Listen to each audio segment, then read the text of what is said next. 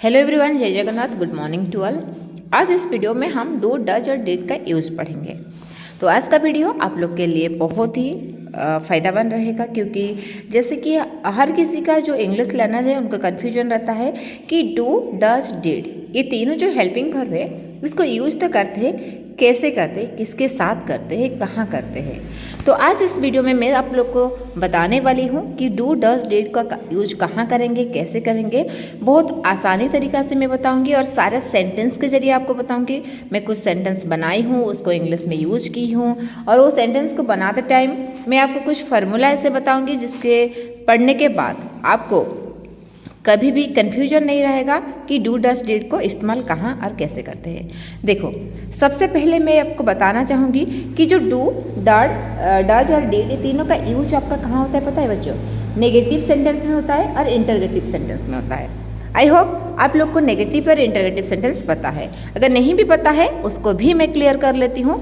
जो नकारात्मक सा सेंटेंस है ना, नेगेटिव सेंटेंस है, जैसे मैं खाऊंगी नहीं, वो नहीं गई थी, जहाँ आपका ना नहीं का यूज होता है उसको नेगेटिव बोलते हैं, ठीक है।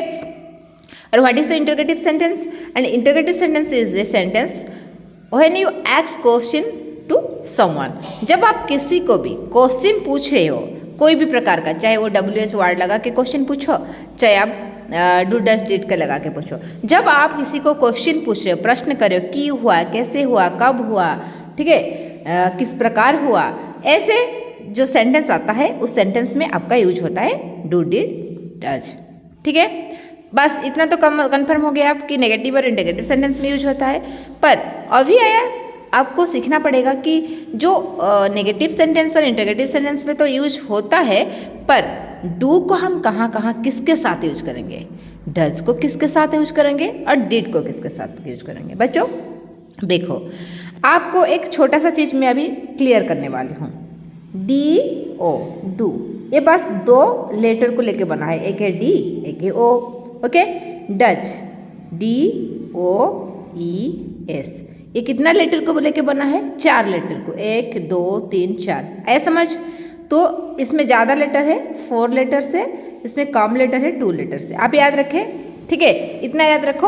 आगे में जाके आपको ऐसे समझाऊंगी कि आप भूलोगे नहीं डू किस किस के साथ यूज होगा और डज किस किस के साथ यूज होगा।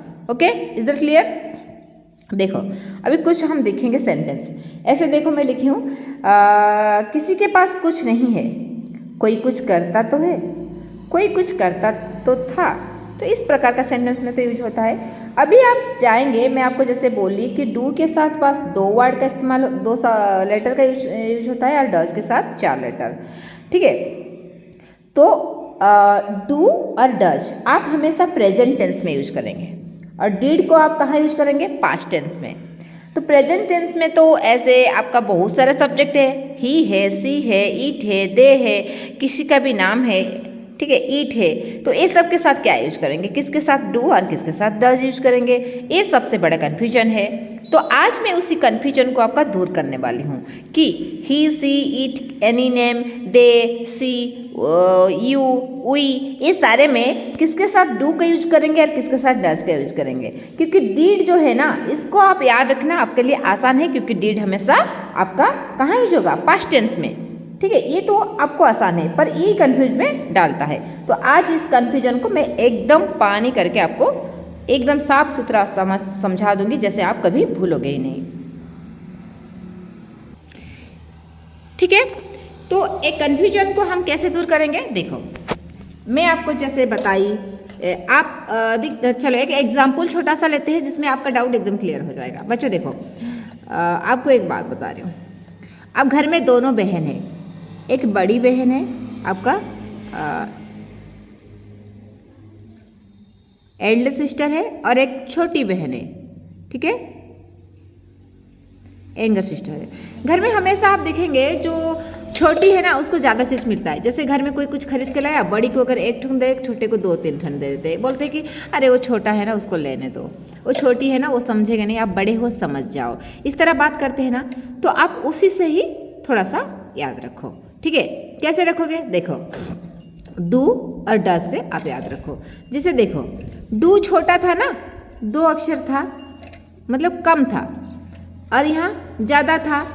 और आप एक चीज़ देखो, जैसे मैं यहाँ लिखी हूँ ही, सी, ईट और किसी के नाम के साथ थर्ड पर्सन सिंगुलर के साथ आप यूज करोगे डज, ठीक है। तो इसको रट्टा लगाना पड़ेगा। कभी कभी हो सकता है आप रट्टा लगा के रखे हो, फिर आप कन्फ्यूजन हो जाओगे, अरे ही के साथ क्या बोले थे मैडम, डू लगाना है या डज लगाना है। तो इसलिए ये जो स्टोरी मैं बता रही हूँ ना, इस स्टोरी को प्लीज़ ध्यान से सुनिए। हाँ, अगर आपको वीडियो अच्छा लगेगा वीडियो को लाइक कीजिए, दोस्तों लोग के साथ साथ शेयर कीजिए। चैनल को अगर आप सब्सक्राइब नहीं किए हो तो ज़रूर सब्सक्राइब कीजिए, ठीक है दोस्तों। तो चलो देखते हैं पहले डॉज। तो ही, सी, इट, एनी नेम के साथ कैसे करोगे? देखो ही मतलब क्या है, वो है, एक लड़का है सिंगुलर, एक सी भी एक लड़की है, ये भी सिंगुलर। ईट बोलेंगे तो सिंगुलर कोई एक सामान को दिखाएंगे। किसी का भी नेम, जैसे मेरा नाम है स्मृति, तो मैं मेरा नाम और आपका नाम किसी का भी नाम बोलेंगे तो एक ही पर्सन हो रहे हो ना, बस एक ही पर्सन हो रहे हो। तो एक हो मतलब अकेला हो, ठीक है। लेकिन जो एक है ना उसको ज़्यादा चीज़ चाहिए, उसको चार चाहिए, DOES डच। देखोगे जहाँ कोई एक पर्सन के बारे में बात हो रहा है उसको ज़्यादा चाहिए। बस ऐसे क्या है, डू है, एक काम है ना, ठीक है। तो डू को क्या लगाओगे, ही, सी या ईट, ये तीनों को छोड़ के बाकी सबके साथ। दैट मीन्स मैं यहाँ मेंशन नहीं की थी, अभी कर लेती हूँ। वी और दे और यू, ये सब जो प्लूरल है ना, इस प्लूरल के साथ आप डू लगाओगे। प्लूरल है, ये तो ज़्यादा है, वही मतलब हम तो कोई एक को लिए नहीं बनता है, दो 3 4 10 15 ऐसे कुछ तो होगा। और दे मतलब वो लोग तो भी तो प्लूरल फॉर्म है, बहुत सारा लोग को लेके हम बोलेंगे कि वो लोग। यू मतलब आप लोग, आप भी प्लूरल हो। तो ये जितना सारा प्लूरल रहे ना, प्लूरल भला 2 से ज़्यादा को लेके बनता है, पर वो लेगा किसको, छोटा को लेगा। जो बड़ा है वो छोटा को लेगा और जो छोटा है वो बड़ा को लेगा, ठीक है। मतलब जो सिंगुलर है वो बड़ा को ले जाएगा, DOES डज 4 अक्षर वाला ले जाएगा। लेकिन जो बड़ा है वी, दे, वो सब क्या करेंगे, छोटा को लेकर 2 अक्षर वाला डू को ले जाएंगे। क्लियर? ऐसा करती हूँ, आप भूलोगे नहीं, आपको समझ आया होगा, ठीक है। डू कहाँ यूज होगा और डज कहाँ यूज होगा। और इसको आप स्क्रीनशॉट लेके आपका कॉपी में नोट्स भी बना सकते हो, जो बाद में आपको रिविजन करने में और रिकल करने में थोड़ा सा आसान होगा, ठीक है। डीड सबके साथ यूज होगा, ही, सी, ईट, एनी नेम, किसी के भी name, you, we, they, I, सबके साथ क्या यूज होगा, डीड। पर कंडीशन क्या है, डीड हमेशा पास्ट टेंस में यूज होता है। जब मैं बोलूँगी कोई पास्ट टेंस तो अब मैं यूज करूँगी डीड, ठीक है बच्चा। तो चलो अभी सेंटेंस देखेंगे और सेंटेंस में किस तरह यूज होता है उसको भी हम सीखेंगे। अभी देखो डीड का इस्तेमाल हम देखेंगे। पहले डीड से शुरुआत करेंगे। अगर आपको कोई नेगेटिव सेंटेंस या इंटरगेटिव सेंटेंस मिल रहा है जिसका हिंदी वाक्य में सबसे आखिर में करता था, करती थी, आ, ई और ए आता है, आप सोच लेना कि इसके साथ डीड का इस्तेमाल करना पड़ेगा, ठीक है। ऐसे तो मैं आपको बताई हूँ कि डीड सबके साथ यूज होगा। आपका कोई भी जो भी आपका क्या है मतलब वर्ब सब्जेक्ट है, he, she, it, any name, you, we, they, I, सबके साथ आप डीड यूज करोगे। बस कंडीशन क्या है, पास्ट टेंस में रहना चाहिए। और बाकी आपका पास्ट टेंस में है या नहीं है, इसको कैसे आप पता लगाओगे, क्योंकि वाक्य में आखिर में था, थी, थे होगा, नहीं तो आ होगा, ई होगा, ए होगा, तब आप समझ जाओगे कि ये ऑलरेडी क्या है, फर्स्ट टेंस में है। जैसे देखो सबसे पहला सेंटेंस मैं क्या लिखी हूँ, क्या उसने मेरी मदद की, क्या उसने मेरी मदद की कौन सा साउंड आ रहा है, ई का साउंड आ रहा है कि नहीं, मदद की, ई का साउंड आ रहा है कि नहीं। तो यहाँ हम क्या यूज करेंगे, डिड ही हेल्प मी, क्या उसने मुझे मदद की। सेकंड सेंटेंस, बच्चे क्यों सो गए, बच्चे क्यों सो गए, आखिर वाला साउंड क्या आ रहा है, ए आ रहा है कि नहीं, बच्चे क्यों सो गए, आखिर वाला साउंड ए आ रहा है। तो यहाँ क्या होगा, why did children sleep. Next sentence, मैंने उसे पत्र नहीं लिखा, मैंने उसे पत्र नहीं लिखा। I did not write him a letter, यहाँ भी डिड यूज होगा, क्यों, नहीं लिखा, नहीं लिखा, आखिर में आवाज़ क्या आ रहा है, आ का आवाज़ आ रहा है, यस और नो, आ का आवाज़ आ तो रहा है ना, तो इसी से ही आप याद रखोगे। नेक्स्ट क्वेश्चन क्या है, सॉरी सेंटेंस, नेक्स्ट सेंटेंस है, तुमने कोशिश कैसे नहीं की, तुमने कोशिश कैसे नहीं की। तो इसका सेंटेंस को हम इंग्लिश में अगर बनाएंगे, how did you not try, how did you not try, तुमने कोशिश कैसे नहीं की। की आखिर में आपको ई का आवाज आ रहा है की। तो इसलिए अगर कोई भी हिंदी वाला सेंटेंस में लास्ट में करता था, करती थी, करता हूँ, आ, ई और ए का आवाज आ रहा है, साउंड आ रहा है, तो आप समझ जाओगे ये सेंटेंस तो ऑलरेडी पास्ट टेंस में है। चाहे वो नेगेटिव सेंटेंस है, चाहे वो इंटरगेटिव सेंटेंस है, आप उसमें डिड का इस्तेमाल करके सेंटेंस क्रिएट करोगे। Is that clear? I hope you understand. चलो नेक्स्ट टर्न ओवर करते हैं नेक्स्ट पेज को, और क्या है आपके लिए दिखते हैं। हाँ देखो बच्चों, अभी करता ही तो था, या जो मतलब जैसे देखो थोड़ा सा आपको आसान से समझाने की कोशिश कर रही हूँ, ध्यान से देखिए। जैसे कोई एफर्मेटिव सेंटेंस आया, तो एफर्मेटिव सेंटेंस क्या है, जिस सेंटेंस आपको लगेगा मैं जैसे आपको बोलूँगी मैं तो पढ़ रही थी ना, मैं लिखता ही तो था ना, ऐसे बोलते हो ना, तो उस तरह सेंटेंस को अफर्मेटिव सेंटेंस बोलते हैं। जो करता ही तो था ना, करता ही तो था, करती ही तो था, ऐसे टाइप का सेंटेंस आपको मिलता है, वहाँ भी आपका डिड का इस्तेमाल होगा। फॉर एग्जाम्पल, मैं लिखता ही तो था, आई डिड राइट। वह दौड़ता ही तो था, ही डिड रन। तुम कड़ी मेहनत करते ही तो थे, यू डिड वर्क हार्ड। इस टाइप का आप डिड यूज करोगे। नेक्स्ट क्या है ना, रिया अंग्रेजी सीखता ही तो थी, रिया डिड लर्न इंग्लिश। ओके, ऐसे अफर्मेटिव सेंटेंस में भी आपका डिड का यूज होगा। और अगर कहीं डिड नथिंग बट करता ही रहा, और कहाँ डिड इसको करोगे, कभी भी आपका अगर हिंदी सेंटेंस में करता ही रहा ऐसे वर्ड आ रहा है आखिर में, तो आप उसमें भी डिड का यूज करोगे। पर डिड के साथ डिड नथिंग बट यूज होता है। जैसे फॉर एग्जाम्पल, वह पढ़ता ही रहा, he did nothing but study. ठीक है, सोहन और मोहन खेलता ही रहे, Sohan and Mohan did nothing but play.